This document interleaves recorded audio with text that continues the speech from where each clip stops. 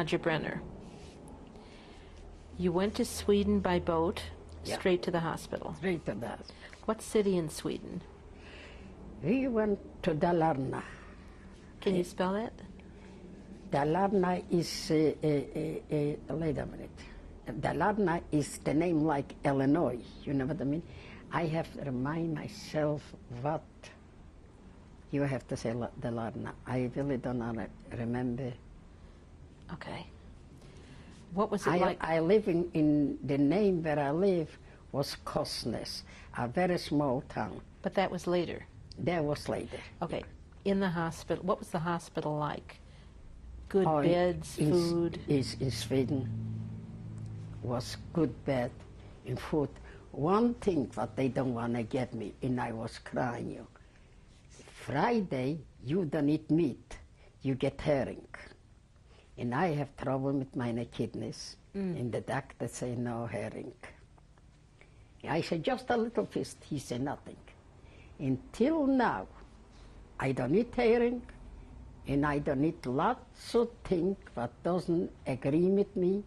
And thanks God, because like my husband say, that I'm stubborn, and I don't eat, he cannot make me eat other things. I don't cook with salt. And they say 50 years.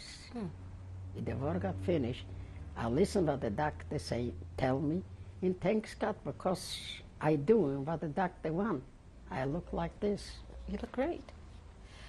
How were you able to understand the Swedish people? Did they speak? Swedish people, oh, you have to learn like you learn English. Swedish is a very hard language. How could you understand the doctors when you just arrived in the hospital? The doctor was talking with you Polish. Ah, okay. Yeah. How long were you in the hospital in Sweden? I was, I think, 3 months. Yeah. And about how much did you weigh when you left? When I went out from the hospital, I weighed already about 70 pounds. Yeah. And where did you go from the hospital? From the hospital, we went to a barrack. 2 girls in one room. They divide in barracks like, I don't know, if the soldiers living like this, just they divide for 2 person in the one room, and then they have a kitchen. We went out for breakfast, and for lunch, and for dinner. You stay in the line, and they give you to eat how much you wanted. And is this where you learned Swedish? Yeah. And when I went out from the hospital, I don't have no clothes.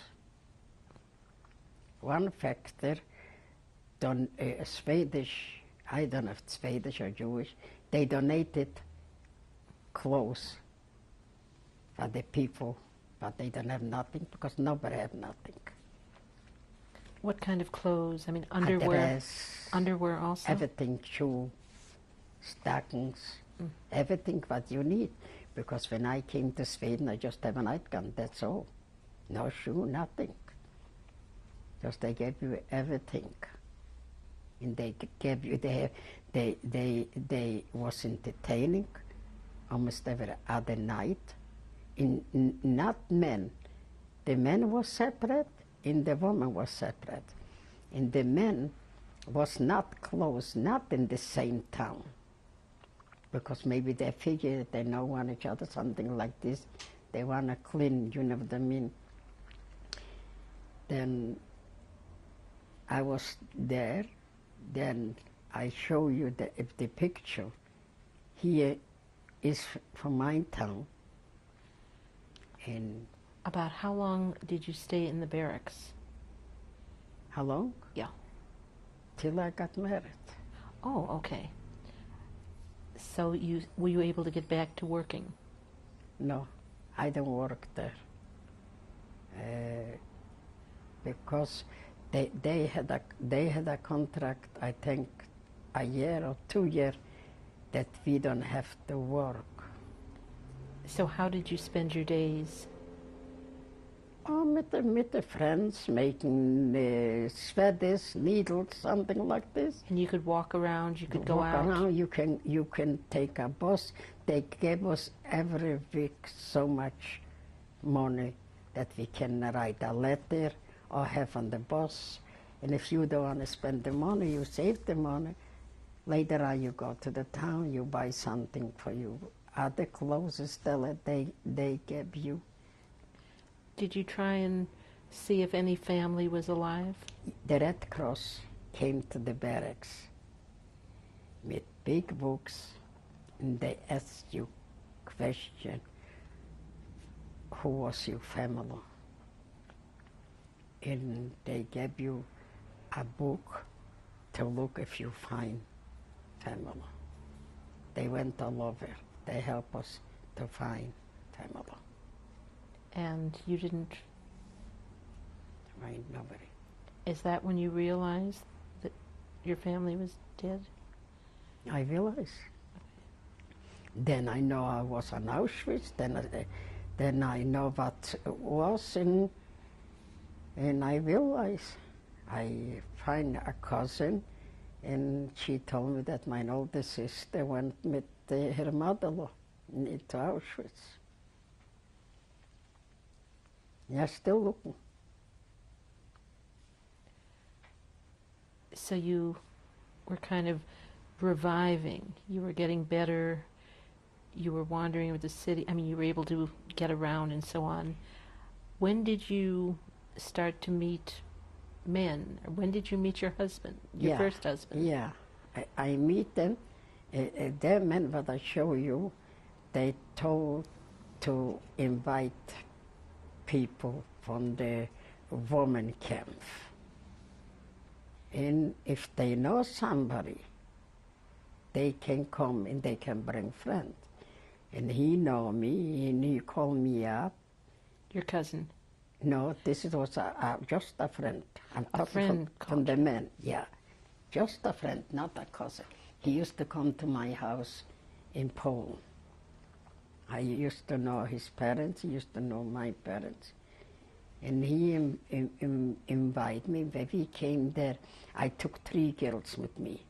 We went 4 girls from my camp there, and they make a dinner dance. When was this? Still 1945 or later? No, it was in 1945. Must be by November, something like this. Okay. Yeah. So you went? I went, yeah. I went. I don't have nice clothes to go. I went, what kind of clothes I have. And I started dancing, and my husband was standing. He could not dance. What was his name? The name? His name? We call him, here in the United States, we call him Brener. And there I call him Abraham. And he said to his friend, he saw me, he said, this girl I'm gonna marry. And this friend told him, you mean you're gonna marry her? You see, she's a girl with full with life, with dancing, with this, and what you know. He said, I'm gonna marry her. Then he stopped me, and he asked me from where I am, and he told me from where he is. He was also from Poland? Yeah, he was from Lodz. And we started talking, and then the next day I went home. That was my home, the barrack was my home. And he called me, and he said, do you remember me? I talked with you, this and this. And he said, I would like to invite you for another dance. I say, okay, I'm gonna come with friend. I came, and he have friend what the boys what they dancing, and he say, you dance with it, you dance with it, because he wanted that I have a good time. I was there 3 times. He started talking from get engaged. I was very nervous because it was 2 early. I was thinking maybe I'm going to find my finances. I'm going to look. And I told him no. And he went, and I said, I'm going to go home right now. He said, Nadja, if you're going to run home, God, they can think, who know what I was talking to you. Who know what happened, please go home tomorrow. Then I talked with a woman. She was in my camp too. We came to, she lost her husband, and she found a man from her town, and the life have to go on. She started to go with him. And she said, Nadja, what's going on with you? I said, you know what? He wanna marry me. And she said, why not? I said, I cannot marry him. He is a shoemaker. In our family, he was very religious. Not supposed to come in shoemakers. I know you're gonna live and I'm gonna stay like this. Then you are a very religious person. They don't want shoemakers in the family. And she say, you think you still home? You think you have family? I think that you nobody now. He's a shoemaker. Where he gonna sit down? With his little hammer, he gonna make a living for you. For who you looking? You find somebody? I figure maybe she's right. He's a nice looking man. And he lost a wife and 2 children in the concentration camp. And he wanna settle down. And if he come back, you better tell him to make a engagement party. And I took a walk outside. This was everything in their camp. And I talked to myself, for who I'm looking. I really don't have nobody. He was lots older than me, my husband. About how much older? About 12 years. And I told him yes. And I got married, and I lived with him 30 years, and I have these 2 children with him. When did you marry him? I married in 1946. I think 28 April. What type of a wedding? In Was a show? a wedding, three girls and 3 men. Oh, Married in one time. We went to Stockholm. In Sweden,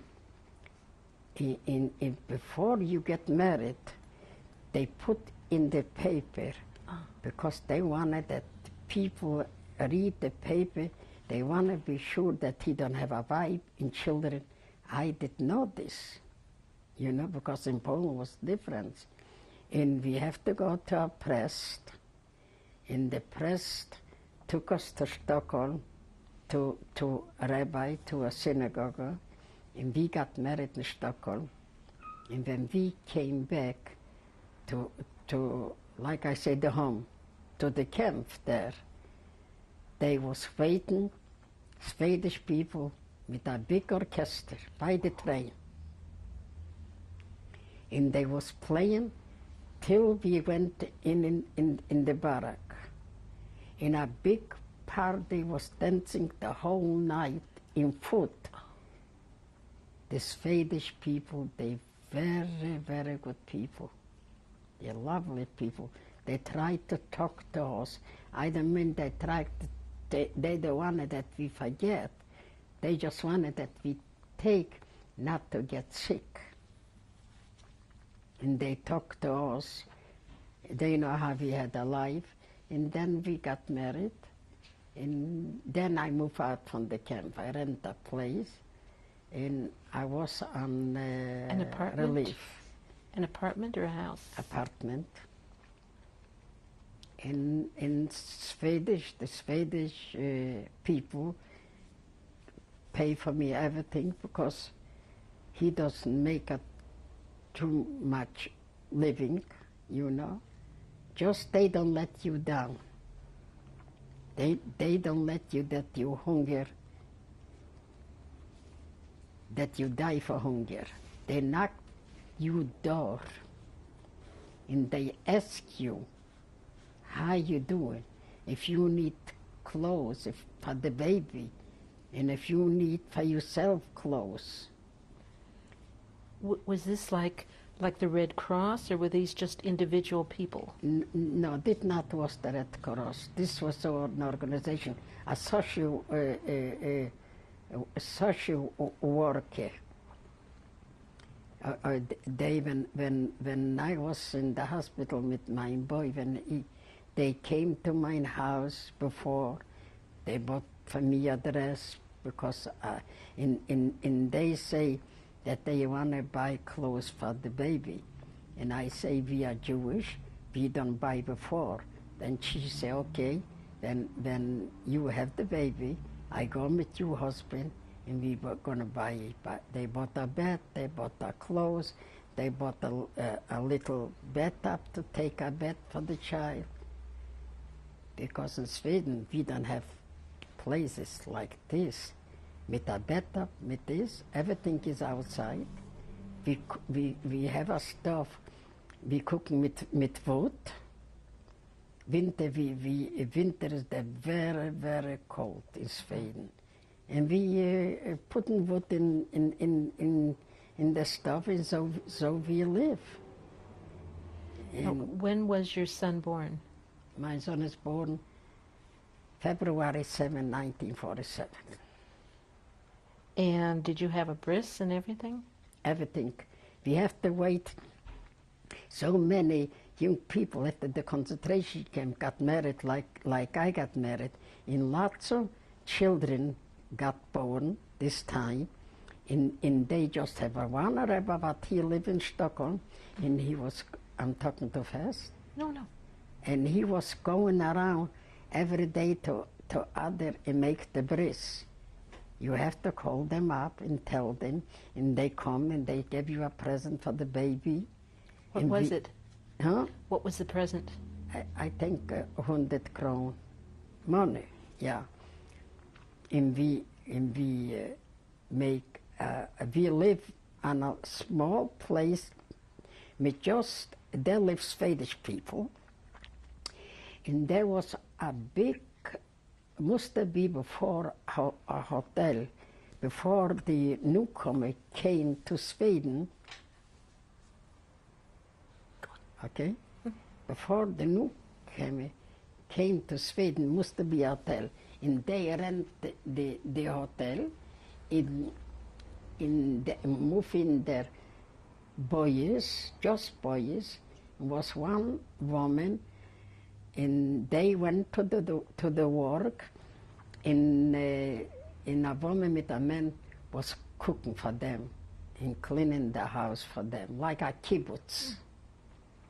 And we moved there, then other friend moved there, then we have like a community from the concentration camp people, and they married. And the children was born there, lots of children was born there. And the Rebbe from Stockholm came for the bris. They went the whole Sweden. And you had a daughter also? I have a daughter after. She was born when? She was born in March 31st, 1950.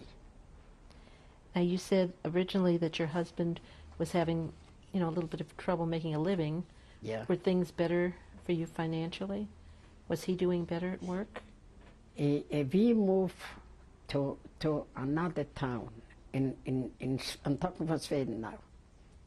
Because why we moved away, I saw the friend everybody have somebody in the United States, and everybody's saying, I'm going tomorrow, I'm going after tomorrow. And we don't have nobody in the United States. And I say to my husband, we're going to be the only couple with 2 children and no Jewish people here. I would like to move in another town, in a bigger town where is Jewish people. And I have that a friend, but I know her from Poland, from Lodz.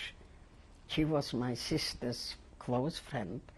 And I wrote her a letter, and I told her, she said, come, and we're going to see what to do. And my husband used to work by a shoemaker in there. They called the place now where I live, Fallon. Now I got. The Larney is like Illinois, and Fallon is like Chicago. Fallon. Can you spell it? F-A-L-U-N. Fallon. My children are born in Fallon. And he used to work there, and he talked with the man, but he gave him work. He said, Abraham, where you want to go? And he said, my wife want to go to Boros. And he said, I have a brother there in Boros, and he is a manager in a big shoes place where they're making shoe. I'm going to give you a recommendation, and you go to my brother. He went there, and he went to the brother, and he gave him the job. And this time he started to make good money. Now this was in what city? Boros. Spell, please. B-O-R-O, Boros, R-O-S. This was in Boros. We came to Boros. In Sweden, it's very, very hard to get a flat. We went to one woman, and I told her I want to rent the flat. The woman not was home, but the house is here. Upstairs live a man. We didn't know this, you know. And he want to move out, and he said, this is my house. I'm selling you everything. And we bought from him, and we moved in. And the landlady come home, and she said, no, I don't rent you this, and I don't care what you're going to do, you have to move out. Oh. We went to the social worker, and we told the story, and the social worker said to my husband, we can take the kids, and you with your wife going in a hotel. And my husband say, they took one time from me 2 children. No more in my life I gonna give away my kids. Then they find for us a place to live with old people. We went there and we lived there, and they brought the furniture that we bought for the other one. I never gonna forget it. My husband said to me, you see, Nadja, this is like a lodge ghetto, like a Wysiedlenie. You know what a Wysiedlenie is. A Wysiedlenie is in Dutch, I think, like they take you, it threw you out everything, and threw you out, and they take you in the truck. Oh. Like in lodge ghetto, you know. I stay, and I talk to myself, because everything was my fault. I want to go to Boros. I say, I wish I fall in I die. I was so disappointed. Then we lived there maybe for 6 months. In the city came, and they say, we have for you a place to live. Then they get us, was 3 rooms, just no water and no toilet in the house. Everything is outside, and you used to cook on wood and heat on wood. And I was so lucky and so happy to get this from the other thing what I have in my life. This was the lux. And I moved in there, and my husband had a job, not so bad. Then I start little to feel little better. Just from time to time, my husband was sick and I was sick, you know, from the concentration camp. Then we was planning to settle in Sweden, because we don't have nobody in the United States. One time I went to a place by United States was sitting people, I don't know how you call them, from joint or something like this. The Joint Distribution Committee. Yeah.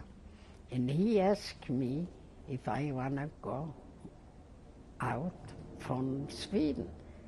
I say, how I can go? I don't have nobody in United States.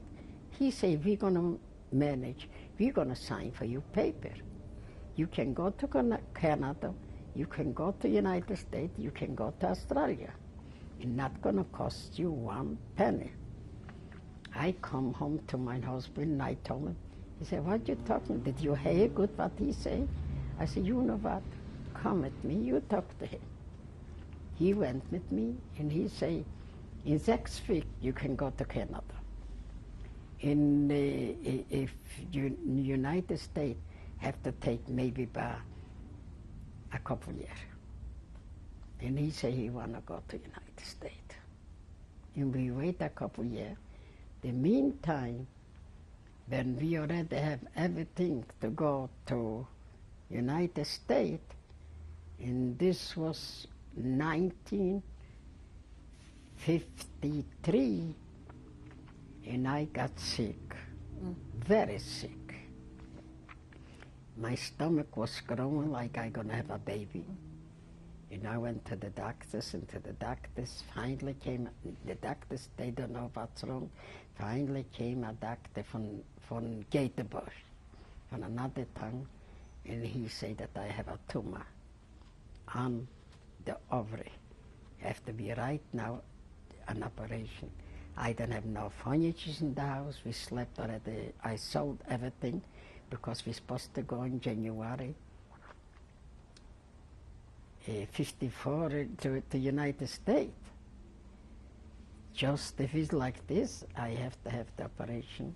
Thanks God, not was a tumor. Just the doctor say, no, I cannot have no more kids. And I was crying because I lost a big family, and I like to have a big family.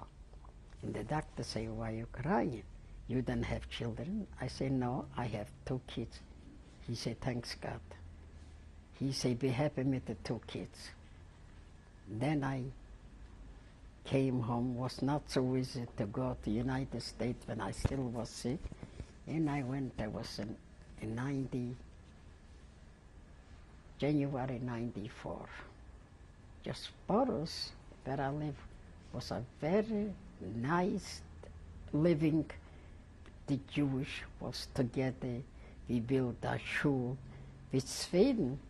They didn't know what is to have now you were in September. They was laughing for us. They say we have now you were in January. Just later they find out, we explain them. Then we rent a room, and we went davening every day. In Sweden was a very, very good living. The end, you know what I mean? Because Swedish people was very, very good to us.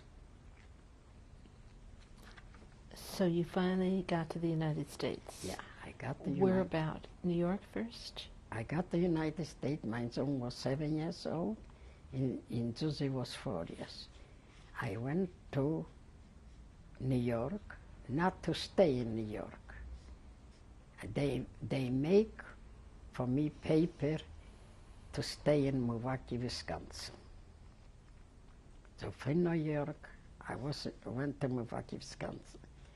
Just in Milwaukee, Wisconsin is not a town for people but they want to work.